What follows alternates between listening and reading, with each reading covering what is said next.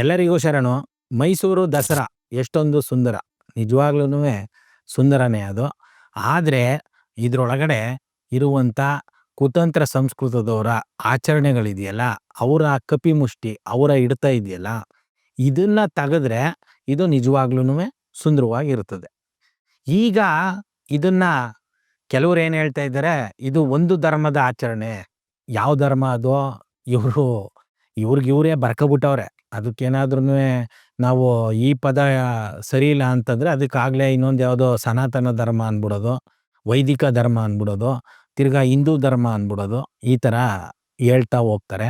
ಆದ್ರೆ ಇದು ಬ್ರಾಹ್ಮಣರ ಕಪಿಮುಷ್ಟಿಲಿ ನಡೆಯುವಂತ ಹಬ್ಬ, ಆಚರಣೆ. ಆದ್ರೆ ಇದನ್ನ ಸರ್ಕಾರ ಆಚರಿಸೋದಕ್ಕೆ ಶುರು ಮಾಡ್ತಲ್ಲ, ಅಂದ್ರೆ ಪ್ರಜಾಪ್ರಭುತ್ವ ಬಂದ್ಮೇಲೆ ಏನು 1947ರಲ್ಲಿ ಬ್ರಿಟಿಷರನ್ನ ಓಡ್ಸಾದ್ಮೇಲೆ ಪ್ರಜಾಪ್ರಭುತ್ವ ಬಂತು. ಆಮೇಲೆ ರಾಜರು ಇದನ್ನ ಆಚರಿಸ್ತಿದ್ದವರು, ಇಲ್ಲ ನಾನು ಈಗ ಸಾಮಾನ್ಯ ಆದ್ಮೇಲೆ ನಾನ್ಯಾಕೆ ಆಚರಿಸ್ಬೇಕು ಇದನ್ನ ಅಂತ ಸ್ಟಾಪ್ ಮಾಡಿ ಅವ್ರೇನೋ ಖಾಸಗಿ ದಸರಾ ಅಂತ ಈಗ್ಲೂನುವೆ ನಡೆಸ್ತಾರೆ.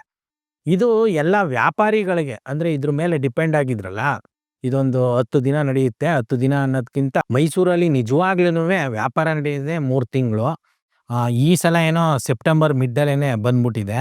ಯೂಶಲಿ ಅಕ್ಟೋಬರು, ನವಂಬರು, ಡಿಸೆಂಬರ್ ಈ ತಿಂಗಳು 3 ತಿಂಗಳಲ್ಲಿ ವ್ಯಾಪಾರ ನಡೆಯುತ್ತೆ. ಇದಕ್ಕೆ ಮುಖ್ಯವಾದ ಕಾರಣ ಈ ದಸರಾ ಆಚರಣೆನೆ. ಈ ದಸರಾ ಆಚರಣೆಯಿಂದ ಏನು ವ್ಯಾಪಾರಿಗಳು ವ್ಯಾಪಾರ ಮಾಡೋದಕ್ಕೆ ಒಂದು ದಾರಿ ಮಾಡ್ಕೊಂಡಿದ್ರು, ಇದು ಈ ದಸರಾ ಆಚರಣೆ ನಿಂತ ಮೇಲೆ ಸಂಪೂರ್ಣವಾಗಿ ಹೊಡೆತ ಬಿದ್ದ್ಬಿಟ್ಟಿತ್ತು. ಇದಕ್ಕೆ ಅವಾಗವಾಗ ರಾಜರನ್ನ ಕೇಳ್ಕೊಳ್ತಿದ್ರು, ರಾಜರು ಅದನ್ನ ನಿರಾಕರಿಸ್ತಿದ್ರು. ಆಮೇಲೆ ಏನು ದೇವರಾಜ ಅರಸು ಅವರು ಮುಖ್ಯಮಂತ್ರಿ ಆದ್ಮೇಲೆ ವ್ಯಾಪಾರಿಗಳೆಲ್ಲ ಅವ್ರಿಗೆ ಮನವೊಲಿಸಿ ಇದನ್ನ ಸರ್ಕಾರನೇ ಆಚರಿಸ್ಬೇಕು ಅಂತ ಶುರು ಮಾಡಿಸಿದೆ. 72ರಲ್ಲ 73ರಲ್ಲ ಇದು ಶುರು ಆಗಿದೆ ಮತ್ತೆ. ಆ ಸಂದರ್ಭದಲ್ಲಿ ಒಂದಷ್ಟು ಜನ ಹೋರಾಟಗಾರರು, ಈಗ ಇದ್ರೊಳಗಡೆ ರಾಜರು ಕೂತ್ಕೊತಿದ್ರು, ಈಗ ಹಂಗೆ ಕೂರಂಗಿಲ್ಲ ಯಾರುವೆ, ಇದಕ್ಕೆ ಕನ್ನಡ ತಾಯಿನ ಇಟ್ಬಿಟ್ಟು ನಾವು ಇದನ್ನ ನಾಡ ಹಬ್ಬವಾಗಿ ಮಾಡ್ಬೇಕು ಅಂತ ಮಾಡಿದ್ದಾರೆ. ಆದ್ರೆ ಈ ಕನ್ನಡ ತಾಯಿನ ಇಟ್ಟು ಮಾಡೋದಕ್ಕೆ ಯಾರು ಕೂಡ ಈ ಸರ್ಕಾರದಿಂದ ಈಗ ಬಿಡುಗಡೆ ಮಾಡುವಂಗೆ ಕೋಟ್ಯಾಂತರ ರೂಪಾಯಿ ಬಿಡುಗಡೆ ಮಾಡ್ತಿರ್ಲಿಲ್ಲ. ಒಂದ್ ಸಣ್ಣ ಅಮೌಂಟ್ ಏನೋ ಬಿಡುಗಡೆ ಮಾಡಿದ್ದಾರೆ, ಎಲ್ಲ ಜನ ಎಲ್ಲ ಹಾಕಿ ಮಾಡಬೇಕು ಅಂತ. ಆದ್ರೆ ಈ ಕನ್ನಡ ತಾಯಿ ಇಡೋದಕ್ಕೆ ಯಾರು ಕೂಡ ಫಂಡ್ ಕೊಟ್ಟಿಲ್ಲ ಅಂತೆ. ಆಮೇಲೆ ಯಾರೋ ಒಬ್ಬ ಸೇಟು ಅಲ್ಲಿ ಯಾವುದೋ ಒಂದು TVS ಫ್ಯಾಕ್ಟ್ರಿನೋ, ಇಲ್ಲ TVS ಫ್ಯಾಕ್ಟ್ರಿ ಅದು ತಮಿಳ್ನಾಡವ್ರದ್ದು, ಬೇರೆ ಯಾವುದೋ ಒಂದು ಫ್ಯಾಕ್ಟ್ರಿ ಇಟ್ಟಿದ್ದಂಥವ್ರು, ಮಾರ್ವಾಡಿನೋ ಸೇಟುನೋ, ಇವ್ರು ಏನು ಮಾಡಿದ್ದಾರೆ, ನೀವು ಚಾಮುಂಡಿ ತಾಯಿನ ಇಟ್ಬಿಟ್ರೆ ನಾವು ದುಡ್ಡು ಕೊಟ್ಬಿಡ್ತೀವಿ.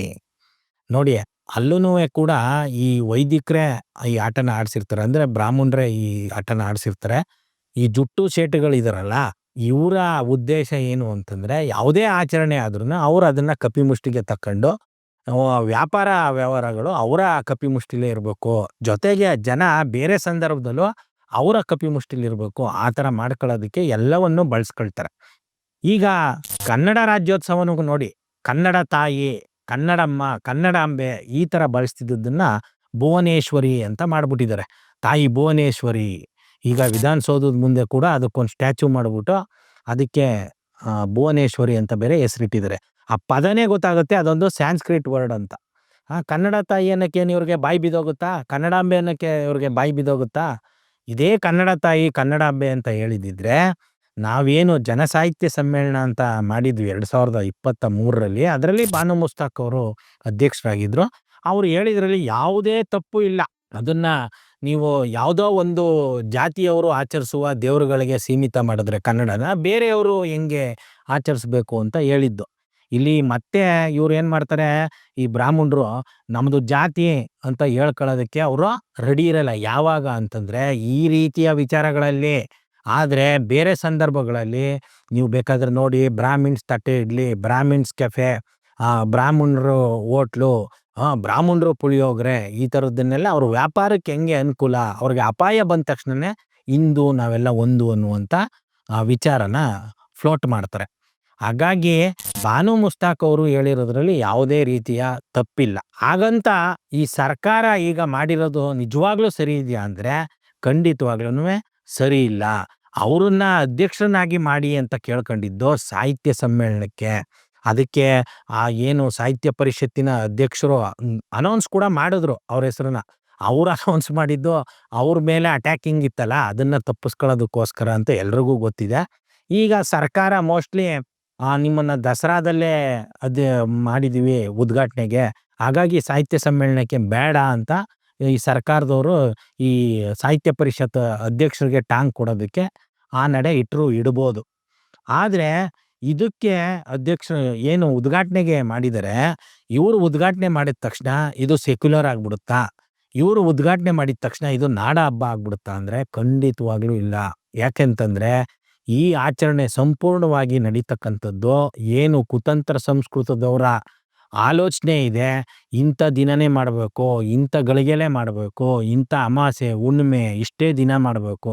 ಅದೇನೋ ಈ ಸಲ ಪ್ರತಿ ಸಲ 9 ದಿನ ನಡೀತಿತ್ತಂತೆ, ಈ ಸಲ 11 ದಿನ ನಡೀತಾ ಇದೆಯಂತೆ.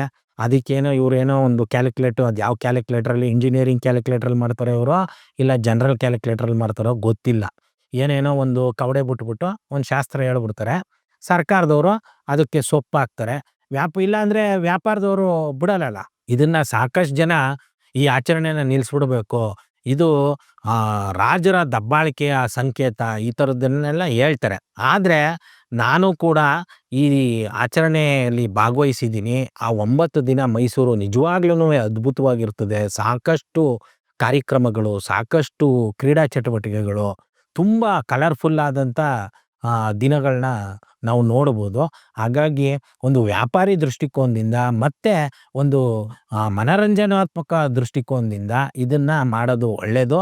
ಆದ್ರೆ ಇದರಲ್ಲಿರುವಂಥ ಮೂಢನಂಬಿಕೆ, ತಾರತಮ್ಯಗಳನ್ನ ಖಂಡಿತವಾಗ್ಲೂ ತೆಗಿಬೇಕು. ಅದು ನೀವು ಕವಿಗೋಷ್ಠಿಗಳಲ್ಲಿ ಗಮನಿಸ್ಬೋದು, ಇನ್ನ ಫುಡ್ ಫೆಸ್ಟಿವಲಲ್ಲಿ ಗಮನಿಸ್ಬೋದು, ಇಲ್ಲ ಯಾವುದೋ ಈ ಯುವ ದಸರಾ ಅಂತೆಲ್ಲ ಮಾಡ್ತಾರಲ್ಲ, ಇಲ್ಲೆಲ್ಲ ಇವರ ಆಚಾರ ವಿಚಾರನ ಗಾಳಿಗೆ ತೂರಿ ಮಾಡ್ತಾ ಇದ್ದಾರೆ ಅಂತ ಅನ್ಸಿದ್ರೂ ಕೂಡ ಒನ್ಸ್ ಅಗೇನ್ ಇದು ನಡೆಯುವಂಥ ದಿನ ಇರುತ್ತಲ್ಲ, ಇದು ಇವರೇ ಗುರ್ತಾಕೊಟ್ಟಿರ್ತಾರೆ.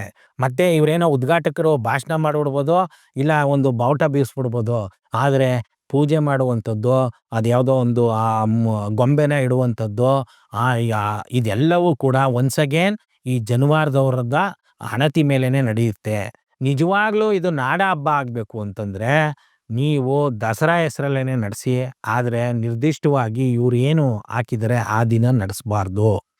ಯಾವ ದಿನಗಳು ಅನುಕೂಲ, ಮಳೆ ಇಲ್ದೇ ಇರೋ ದಿನ ಸಾಕಷ್ಟು ದಸರಾಗಳಲ್ಲಿ ನಾನು ನೋಡಿದ್ದೀನಿ, ಮಳೆ ಬಂದ್ಬಿಡುತ್ತೆ, ಎಲ್ಲ ಅಸ್ತವ್ಯಸ್ತ ಆಗ್ಬಿಡುತ್ತೆ.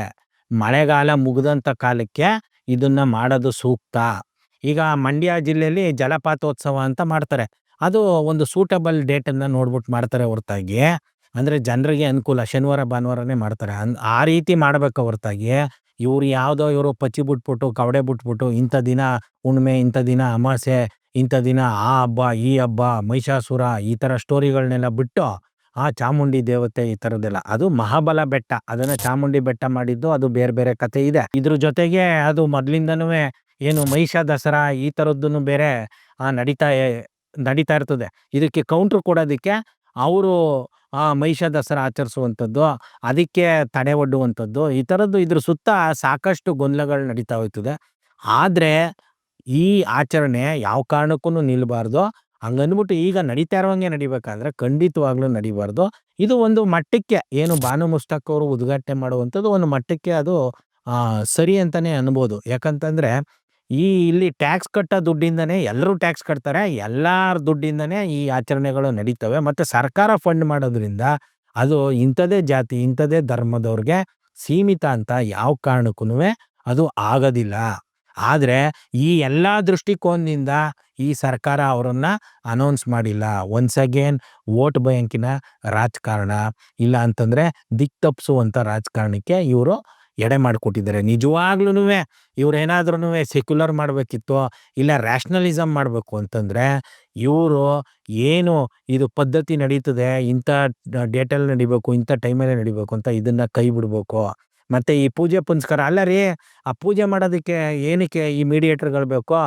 ಇಷ್ಟಿಷ್ಟಪ್ಪ ಹೊಟ್ಟೆ ಬಿಟ್ಕೊಂಡು ತುಪ್ಪ ಎಲ್ಲ ಗೋರ್ಕೊಂಡು ಅವ್ರಿಗೆಷ್ಟು ಪ್ಯಾಕೇಜು, ನೀವು ಬೇಕಾದರೆ ಆ ಪಟ್ಟಿನ ತಗೊಳ್ಳಿ. ನೀವು ಈ ಆನೆನ ತಿನ್ನಿಸಿ ಹೆಂಗೆ ಪಳಗಿಸ್ತಾರೆ ಅದಕ್ಕಿಂತ 10 ಪಟ್ಟು ದುಡ್ಡನ್ನ ತಿಂತಾರೆ ಇವರು. ಒಂದಷ್ಟು ಜನ ಪೂಜಾರಿಗಳಿರ್ತಾರಲ್ಲಿ, ಇವರೆಲ್ಲ ಯಾವ ಕ್ಯಾಸ್ಟಿಗೆ ಸೇರಿದವರು?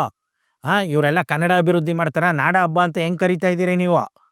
ಇಲ್ಲ ಅಂತಂದ್ರೆ ಈ ಏನು ಚಿನ್ನದ ಅಂಬಾರಿ ಇದೆ ಇದ್ರೊಳಗಡೆ ಕನ್ನಡ ನಾಡಿನ ಮ್ಯಾಪ್ ಏನಾದ್ರು ಇಡ್ತಾ ಇದ್ದೀರಾ? ಜನರಿಗೆಲ್ಲ ಕನ್ನಡ ನಾಡು ನುಡಿ ಬಗ್ಗೆ ನೀವು ವೈಚಾರಿಕತೆನ ಮೂಡಿಸ್ತಾ ಇದ್ದೀರಿ ಅಂತ ಹೇಳೋದಕ್ಕೆ, ಇದನ್ನ ನಾಡಹಬ್ಬ ಅಂತ ಹೇಳೋದಕ್ಕೆ ನೀವು ಇಡ್ತಾ ಇರುವಂಥದ್ದು ಒಂದು ಕಪೋಲ ಕಲ್ಪಿತ ಒಂದು ಗೊಂಬೆನ ಇಟ್ಟು ಅದ್ರ ಸುತ್ತ ಎಣೆದಿರುವ ಕಥೆನ ಒನ್ಸ್ ಅಗೇನ್ ರಿನ್ಯೂ ಮಾಡ್ತಾ ಇದ್ದೀರಾ.